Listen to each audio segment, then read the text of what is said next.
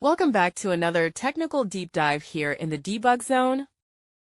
Today we're tackling a big question and breaking it down with insights from other users.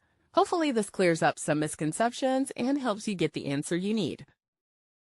So buckle up, stay a little curious, and let's jump right in.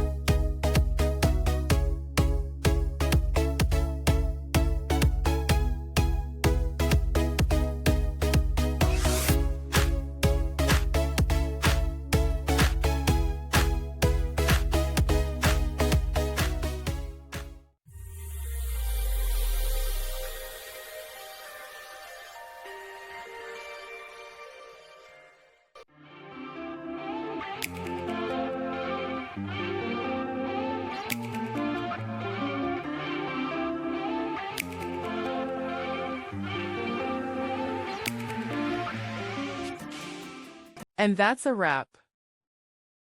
I hope you found the answer you were looking for. If you did, take a second to hit that subscribe button. It really helps out.